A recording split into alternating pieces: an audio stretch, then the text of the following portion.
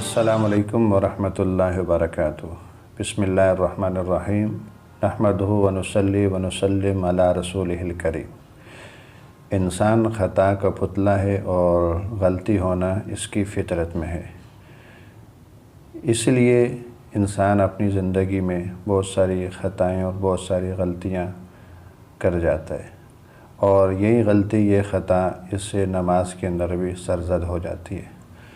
اگر نماز میں اس سے غلطی ہو جائے تو اللہ تعالیٰ نے اسے یہ آپشن دیا ہے کہ یہ نماز ہی کے اندر اپنی غلطی کا ازالہ بھی کر سکتا ہے، اور اس غلطی کو ہم لوگ اپنی آسان زبان میں سجدہ سہو کہتے ہیں۔ تو آج ہم نے یہ سمجھنا ہے کہ سجدہ سہو کیا ہوتا ہے اور یہ کس نمازی پہ ہوتا ہے۔ تو یہ یاد رکھیں کہ سجدہ سہو 4 وجوہات کی بنا پہ ہو سکتا ہے۔ تو وہ 4 وجوہات یہ ہیں کہ اگر کسی آدمی سے فرض کو ادا کرنے میں تاخیر ہو گئی تو اس نمازی کے اوپر سجدہ سہو لازم ہو جائے گا۔ تو اب آپ نے اپنے طور پہ یہ یاد کرنا ہے کہ نماز میں جو 13 فرائض ہیں وہ کون سے ہیں، اور نماز میں جو 14 واجبات ہیں وہ کون سے ہیں۔ تو فرائض اور واجبات اگر آپ کو یاد ہوں گے تو یہ مسئلہ، یہ بات سمجھنے میں آپ کو آسانی ہو جائے گی۔ تو سب سے پہلی جو وجہ ہوتی ہے وہ ہوتی ہے فرض میں تاخیر ہو جانا۔ فرض میں تاخیر ہونے کا مطلب یہ ہے کہ مثال کے طور پر ایک آدمی جب نماز کو شروع کرتا ہے تو وہ ثنا پڑھتا ہے، ثنا کے بعد الحمد پڑھتا ہے، الحمد کے بعد وہ کوئی بھی سورت پڑھ لیتا ہے۔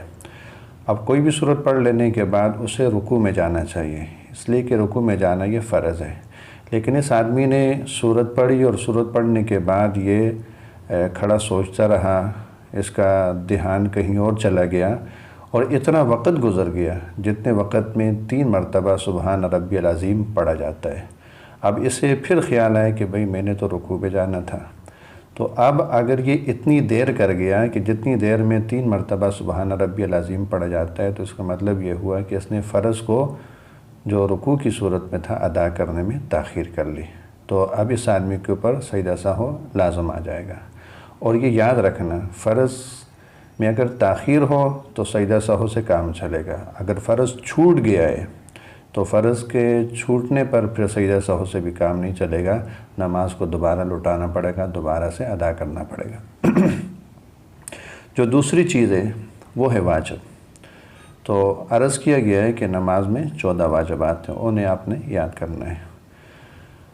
تو اسی طرح نماز ادا کرتے ہوئے اگر کسی انسان سے واجب چھوٹ جائے تو واجب کے چھوٹنے پر بھی اگر یہ آدمی سجدہ سہو کر لے تو اس کی نماز مکمل ہو جائے گی۔ اس کی مثال میں یہ دے رہا ہوں کہ مثال کے طور پر جس طرح ہم لوگ فرض کی پہلی 2 رکعتیں جو ہم پڑھتے ہیں، تو پہلی 2 رکعتوں میں سورۃ فاتحہ کا پڑھنا واجب ہوتا ہے۔ اسی طرح سنت کی جو 4 رکعتیں ہوتی ہیں، سنت کی 4 رکعتوں کے اندر سورہ فاتحہ کا پڑھنا واجب ہوتا ہے۔ اگر کوئی آدمی ایسا ہے کہ جس سے فرض کی پہلی 2 رکعتوں میں سورہ فاتحہ پڑھنا وہ بھول گیا، یا سنت کی 4 رکعتوں میں کسی رکعت میں وہ سورہ فاتحہ پڑھنا بھول گیا، تو اب اس کو آخر میں جا کے یاد آیا کہ جی میں نے تو سورہ فاتحہ نہیں پڑھی تھی، اب اگر یہ سجدہ سہو کرے تو اس کا کام چل جائے گا۔ ایسے ہی جس طرح آپ لوگ جب وتر کی نماز ادا کرتے ہیں تو وتر کی نماز میں تیسری رکعت میں جا کے دعائے قنوت پڑھا جاتا ہے، اور یہ دعائے قنوت کا پڑھنا یہ واجب ہوتا ہے۔ اب اگر کوئی آدمی ایسا ہے کہ جس نے دعائے قنوت کو نہیں پڑھا، وہ بھول گیا، اور جب وہ سجدے میں گیا یا تشہد میں تحیات میں بیٹھا پھر اسے خیال آیا کہ بھئی میں تو دعائے قنوت نہیں پڑھ سکا ہوں، تو اب اس دعائے قنوت کو بھولنے پر اگر یہ آدمی سجدہ سہو کرے گا تو اس کی نماز مکمل ہو جائے گی۔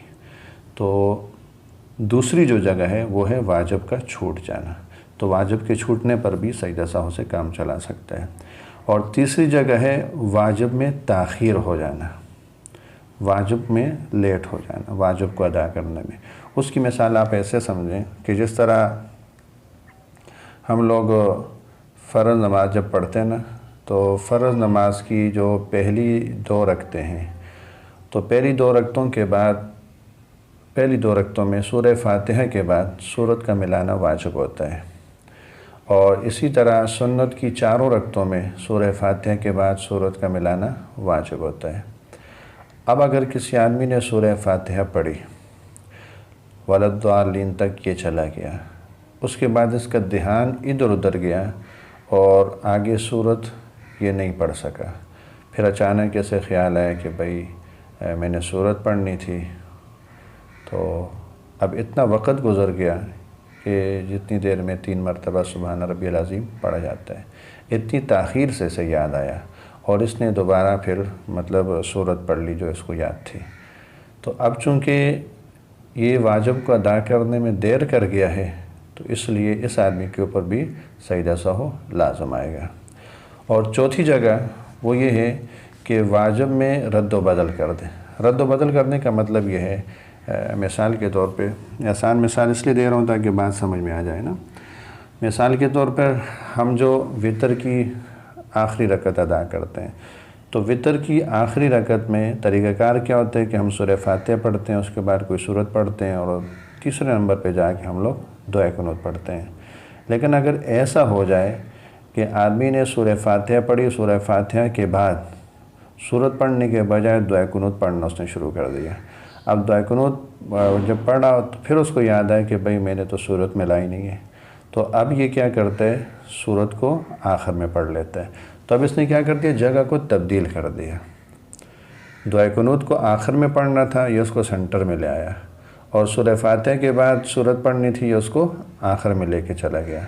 तो अब इसने वाजिब को अदा करने में रद्द बदल कर दी, यानी जो चीज़ जिस जगह पर अदा करनी थी उस जगह पे अदा नहीं की, दूसरी जगह पे ले गया और वहाँ इसको अदा कर दिया। तो ये 4 वजूहात हैं जिनकी बिना पर आदमी के ऊपर सजदा सहू लाज़िम होता है। अब ये सजदा सहू करने का तरीक़ा ये होता है कि जब आदमी आखिरी जो क़ादा होता है, जो आखिरी रकत को अदा करने के बाद हम अत्तहियात पढ़ने के लिए बैठते हैं, तो अब्दुहु व रसूलुहु तक जब हम पढ़ लेते हैं तो हम अपने दाएं तरफ सलाम फेरते हैं और उसके बाद फिर हम 2 सजदे करते हैं। 2 सजदे करने के बाद हम दोबारा फिर तशहुद में बैठते हैं और दोबारा से हम अत्तहियात पढ़ते हैं और एंड तक चले जाते हैं और फिर हम दोनों तरफ सलाम फेर लेते हैं। तो इस तरह हमारी नमाज जो अगरचे गलती हुई थी लेकिन सजदा सहू की बना पर अल्लाह के फ़ज़ल से वो इंशाअल्लाह मुकम्मल हो गई।